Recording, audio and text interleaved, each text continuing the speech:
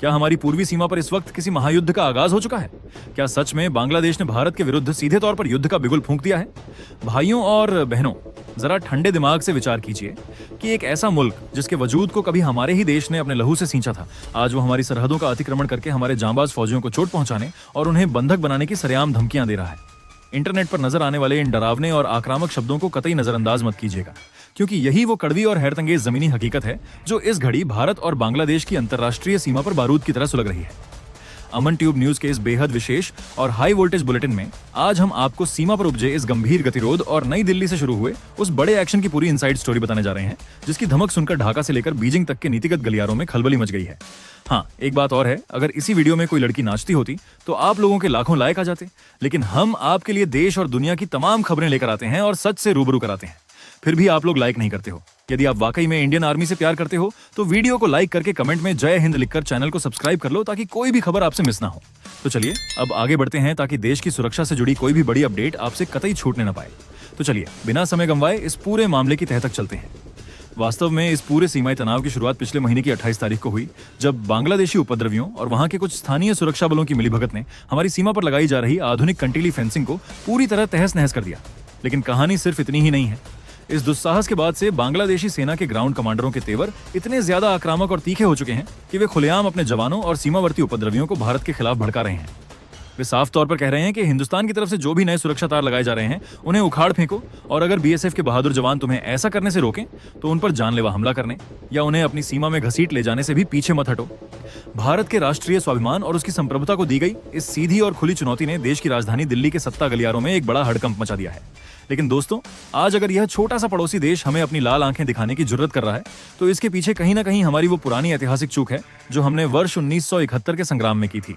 16 दिसंबर 1971 को जब हमारे पराक्रमी सैनिकों ने अपनी शहादत और शौर्य के बल पर पूर्वी पाकिस्तान के अत्याचारों से वहां की स्थानीय जनता को मुक्ति दिलाई थी, तब अगर हमने अंतर्राष्ट्रीय कूटनीति के पटल पर इसे एक नया स्वतंत्र राष्ट्र बांग्लादेश बनाने के बजाय पूर्वी बंगाल के नाम से भारत का ही एक अभिन्न प्रांत घोषित कर दिया होता, तो आज हमें अपनी सीमाओं पर ये चुनौतीपूर्ण दिन कभी नहीं देखने पड़ते।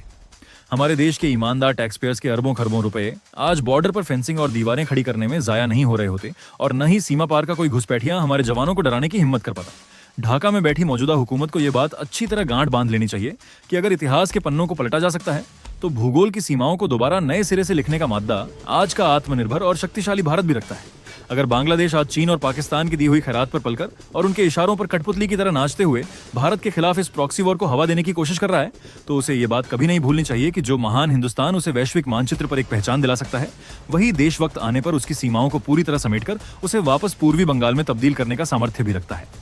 पूर्वी बॉर्डर पर गहराते हुए इसी भीषण तनाव और उपद्रवी तत्वों की सक्षम में ढिठाई को देखते हुए भारत सरकार और केंद्रीय गृह मंत्रालय ने अब तक का सबसे बड़ा और कड़ा फैसला ले लिया है। देश के गृह मंत्री अमित शाह के सीधे दिशा निर्देशों पर भारतीय सेना और अर्धसैनिक बलों के 60,000 से अधिक अत्याधुनिक हथियारों से लैस और घातक जवानों की एक विशाल सैन्य टुकड़ी को तुरंत युद्ध स्तर पर अंतर्राष्ट्रीय बॉर्डर के लिए रवाना कर दिया गया है।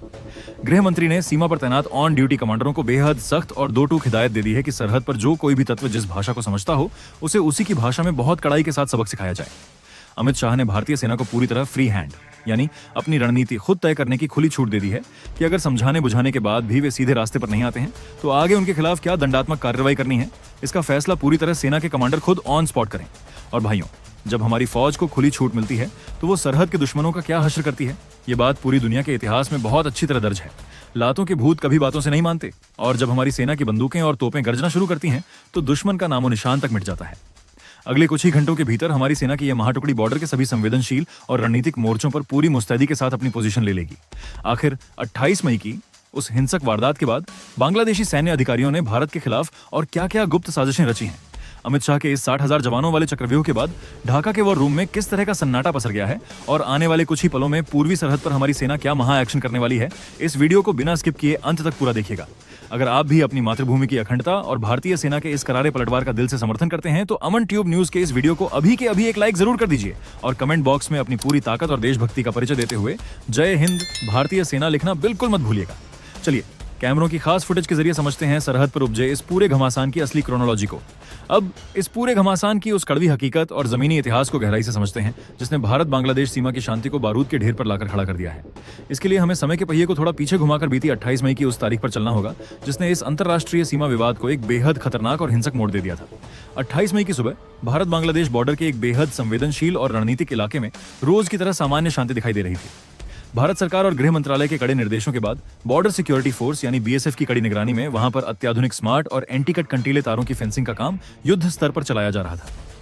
अमन ट्यूब न्यूज के दर्शकों के लिए यह जानना बेहद जरूरी है कि यह फेंसिंग भारत की राष्ट्रीय सुरक्षा के लिए इतनी महत्वपूर्ण क्यों है। दरअसल भारत और बांग्लादेश की सरहद का एक बहुत बड़ा हिस्सा ऐसा है जो नदी, नालों और जंगलों से घिरा हुआ है, जहां से आए दिन अवैध घुसपैठ, मवेशी तस्करी, जाली नोटों का कारोबार और राष्ट्र विरोधी तत्वों की मूवमेंट होती रहती है। भारत की सुरक्षा में लगे इसी बड़े लूपहोल को हमेशा के लिए बंद करने के लिए हमारी सरकार वहां लोहे और कंक्रीट की एक मजबूत अभेद्य दीवार खड़ी कर रही थी। लेकिन सीमा पार बैठे बांग्लादेश के सैन्य हुक्मरानों और वहां के कुछ पाले हुए कट्टरपंथी उपद्रवियों को भारत की यह मजबूत सुरक्षा व्यवस्था फूटी आंख नहीं सुहा रही थी। उन्हें इस बात का अच्छे से अंदाजा हो गया था कि अगर भारत ने इस पूरे पैच पर अपनी आधुनिक फेंसिंग का काम मुकम्मल कर लिया तो उनके जरिए पाले जा रहे तस्करों, घुसपैठियों और जिहादी तत्वों का धंधा हमेशा हमेशा के लिए बंद हो जाएगा और भारत के खिलाफ साजिश रचने के उनके सारे रास्ते ब्लॉक हो जाएंगे। इसी भारी बौखलाहट और खींच में आकर 28 मई को बांग्लादेश की तरफ से भारी तादाद में स्थानीय नागरिकों और कट्टरपंथी उपद्रवियों की एक उग्र भीड़ को आगे कर दिया गया। इस उपद्रवी भीड़ को पर्दे के पीछे से बांग्लादेश के स्थानीय सुरक्षा बलों का पूरा बैकअप और शह हासिल थी। देखते ही देखते इस उग्र और हिंसक भीड़ ने भारतीय सीमा के बिल्कुल करीब आकर भारी हंगामा और हुड़दंग शुरू कर दिया। उनके सिर पर खून सवार था और उन्होंने बिना किसी डर के भारत की तरफ से लगाए जा रहे नए, कीमती और अत्याधुनिक कंटीले तारों पर सीधा हमला बोल दिया। उस पागल भीड़ ने न सिर्फ भारत की सरकारी संपत्ति को भारी नुकसान पहुंचाया, बल्कि अंतर्राष्ट्रीय नियमों की धज्जियां उड़ाते हुए हमारी सरहद के भीतर घुसने की नापाक हिमाकत की और वहां नए नए लगे कड़क तारों को उखाड़कर जमीन पर फेंक दिया। उस नाजुक मोड़ पर हमारे बीएसएफ के जवानों ने अपनी अद्भुत सूझबूझ, अदम्य संयम और कूटनीतिक कद्र का परिचय दिया ताकि सीमा पर दोनों देशों के बीच स्थिति नियंत्रण से बाहर न हो जाए और गोलीबारी की नौबत न आए। बीएसएफ ने तुरंत फ्लैग मीटिंग बुलाई और बातचीत के जरिए शांति बहाल करने की हर मुमकिन कोशिश की। लेकिन दोस्तों, भारत की इसी शराफत, इसी इंसानियत और इसी संयम को सीमा पार बैठे कायरों ने हमारी सबसे बड़ी कमजोरी समझने की भूल कर दी। 28 मई की उस शर्मनाक घटना के बाद से बांग्लादेश के उन कट्टरपंथी तत्वों और फ्रंटलाइन पर तैनात वहां के सैन्य अफसरों की हिम्मत इतनी ज्यादा बढ़ गई है कि वे अब सीधे तौर पर युद्ध भड़काने वाली बयानबाजी और गीदड़ भभकियों पर उतर आए हैं। अब वहां के कमांडर अपने सैनिकों और सीमांत इलाकों में रहने वाले उपद्रवियों को खुलेआम ये फरमान सुना रहे हैं कि सरहद पर जितने भी नए भारतीय तार लगाए जा रहे हैं उन सारे तारों को नोचकर उखाड़ फेंको, और अगर भारतीय सेना या बीएसएफ के जवान तुम्हें रोकने के लिए आगे आए तो उन्हें भी बंधक बनाकर हमारे इलाके में खींच लाओ। थंबनेल पर लिखी यह बात कोई कोरी कल्पना नहीं, बल्कि सीधे तौर पर एक संप्रभु और परमाणु शक्ति संपन्न भारत की सुरक्षा को दिया गया खुला चैलेंज है। लेकिन ढाका में बैठे हुक्मरान शायद ये भूल रहे हैं कि उनकी इस ऊंची हरकत ने अब दिल्ली के सब्र का बांध पूरी तरह से तोड़ दिया है। 28 मई को जो बड़ी गलती उन्होंने फेंसिंग के तारों को उखाड़कर की थी, उसका अंतिम, निर्णायक और सबसे भयानक हिसाब चुकता करने का समय अब बिल्कुल नजदीक आ चुका है और इसकी शुरुआत खुद भारतीय सेना ने अपने तरीके से कर दी है। तो चलिए अब इस पूरे सीमांत घमासान के पीछे छिपे उस वैश्विक और भू राजनीतिक चक्रव्यूह को गहराई से डिकोड करते हैं जिसने इस पूरे मामले को इतना ज्यादा पेचीदा बना दिया है। अगर आप अंतर्राष्ट्रीय पटल पर रची जा रही इस बड़ी साजिश को बारीकी से समझने की कोशिश करेंगे तो आपको यह साफ साफ दिखाई देगा कि इस पूरी उकसावे वाली कार्रवाई के पीछे ढाका का अपना खुद का कोई दिमाग काम नहीं कर रहा है। असल में इस पूरी बिसात के पीछे चीन की कम्युनिस्ट पार्टी और पाकिस्तान की खुफिया एजेंसी आईएसआई का नापाक हाथ काम कर रहा है, जो पिछले काफी समय से बांग्लादेश की जमीन का इस्तेमाल भारत के खिलाफ एक सोची समझी परोक्ष जंग यानी प्रॉक्सी वॉर के रूप में करने की खतरनाक कोशिशें कर रहे हैं। अलग अलग खुफिया एजेंसियों से छनकर आ रही गुप्त रिपोर्टों के मुताबिक पाकिस्तान की आईएसआई और बीजिंग के रणनीतिकार पिछले कई महीनों से बांग्लादेश के भीतर सक्रिय कुछ कट्टरपंथी संगठनों, राष्ट्र विरोधी गुटों और वहां के कुछ भारत विरोधी सैन्य अफसरों को भारी भरकम फंडिंग, लॉजिस्टिक सपोर्ट और आधुनिक हथियारों की गुप्त सप्लाई लगातार पहुंचा रहे हैं।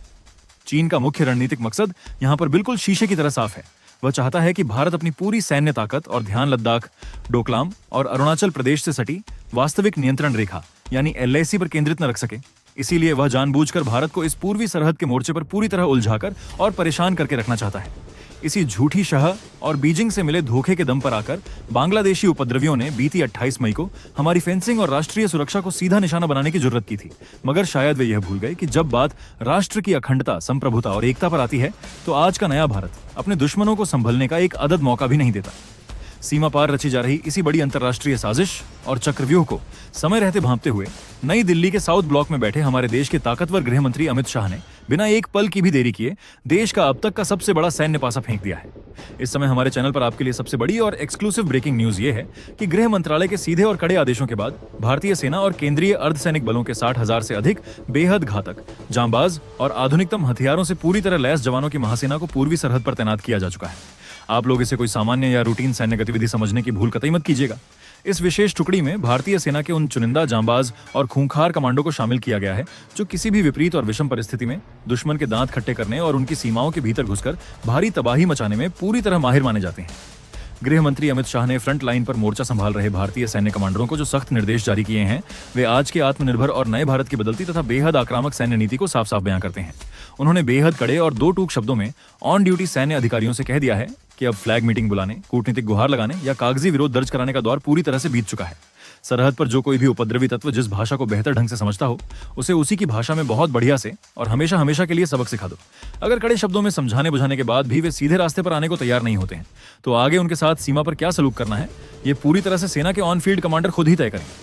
भारत सरकार की तरफ से सेना को मिली इस फ्री हैंड यानी खुली छूट का असल मतलब आप, हम और पूरी दुनिया बहुत अच्छे से समझती है कि जब हमारी फौज को पूरी आजादी मिलती है तो वह सरहद पार बैठे दुश्मनों के बंकरों, उनकी चौकियों और उनके नापाक घमंड का क्या हश्र करती है। रक्षा मंत्रालय के बेहद उच्च पदस्थ और प्रामाणिक सूत्रों के मुताबिक अगले कुछ ही घंटों के भीतर हमारी सेना की यह विशाल, आधुनिक और आक्रामक टुकड़ी भारत बांग्लादेश अंतर्राष्ट्रीय सीमा के अलग अलग अति संवेदनशील, रणनीतिक और महत्वपूर्ण मोर्चों पर पूरी मुस्तैदी के साथ अपनी पोजीशन को संभाल लेगी। इसके बाद अगर सीमा पार से किसी ने 1 इंच भी फेंसिंग के धागे को हिलाने या हमारे किसी भी वीर जवान की तरफ आंख उठाकर देखने की गुस्ताखी की, तो उसका ऐसा भयानक और डरावना अंजाम होगा जिसकी कल्पना भी ढाका की हुकूमत ने कभी अपने बुरे से बुरे सपने में भी नहीं की होगी। आज का नया भारत अपने आत्मसम्मान, अपनी अंतर्राष्ट्रीय सीमाओं की संप्रभुता और अपने वीर जांबाज फौजियों की सुरक्षा से किसी भी प्रकार के खिलवाड़ की इजाजत दुनिया के किसी भी देश को कतई नहीं दे सकता। साल 1971 की उस ऐतिहासिक कूटनीतिक भूल ने हमें अतीत में जो भी गहरे जख्म दिए हों, लेकिन आज का मजबूत भारत अपनी आंतरिक और बाहरी सुरक्षा नीतियों को लेकर पूरी तरह से स्पष्ट और दृढ़ है। गृह मंत्री अमित शाह द्वारा सीमांत इलाकों में अचानक भेजी गई 60,000 जवानों की यह महासेना और उन्हें दी गई पूरी छूट इस बात का जीता जागता सबूत है कि अब भारत केवल मूक दर्शक बनकर तमाशा नहीं देखेगा। अगले कुछ ही घंटों में जब हमारी जांबाज फौज सरहद के चप्पे चप्पे पर अपना मोर्चा पूरी तरह मजबूत कर लेगी, तब सीमा पार बैठे हर एक उपद्रवी, तस्कर, जिहादी और रणनीतिकार को यह बात बहुत अच्छे से समझ में आ जाएगी कि हिंदुस्तान से सीधे टकराने का अंजाम कितना खौफनाक होता है। जो महान देश दुनिया का नक्शा बनाना और किसी को नया जीवन देना जानता है, वह वक्त आने पर सरहद पर अपनी संप्रभुता की रक्षा करना भी बहुत अच्छे से जानता है। तो भाइयों और बहनों, सीमा पार से मिली इस गीदड़ भभकी के खिलाफ देश के गृह मंत्री अमित शाह और भारतीय सेना के इस 60,000 जवानों वाले महाचक्रव्यूह और कड़े पलटवार पर आपकी व्यक्तिगत राय क्या है? क्या आपको भी दिल से ऐसा लगता है कि अब वो सही समय आ चुका है जब हमारी सेना को सरहद पर दुश्मनों को उनकी असली औकात और जमीनी हकीकत याद दिला देनी चाहिए? अपनी जो भी राय हो उसे नीचे कमेंट बॉक्स में पूरे जोश, उत्साह और देशभक्ति के साथ हमारे साथ जरूर साझा करें। अगर आपको हमारी सेना के इस अदम्य साहस, शौर्य और देश की अखंडता से जुड़ी हमारी यह विशेष ग्राउंड रिपोर्ट पसंद आई हो, तो फ्रंट लाइन पर देश की रक्षा में तैनात हमारे जांबाज सपूतों के सम्मान में अमन ट्यूब न्यूज के इस वीडियो को एक लाइक और अपने दोस्तों के साथ शेयर जरूर कर दीजिएगा। देश की सुरक्षा, डिफेंस, मिलिट्री और अंतर्राष्ट्रीय कूटनीति से जुड़ी ऐसी ही और भी धमाकेदार, कड़क, सनसनीखेज और पूरी तरह से प्रामाणिक अपडेट्स सबसे पहले अपने मोबाइल पर देखने के लिए हमारे चैनल को अभी के अभी सब्सक्राइब करके बेल आइकन दबाना बिल्कुल मत भूलिएगा। अपना और अपने पूरे परिवार का पूरा ख्याल रखिए। मिलते हैं आपसे अगले एक और बेहद कड़क, दमदार और रणनीतिक वीडियो में। तब तक के लिए पूरे जोश के साथ कमेंट बॉक्स में अपनी ताकत दिखाते हुए लिखिए, जय हिंद, वंदे मातरम।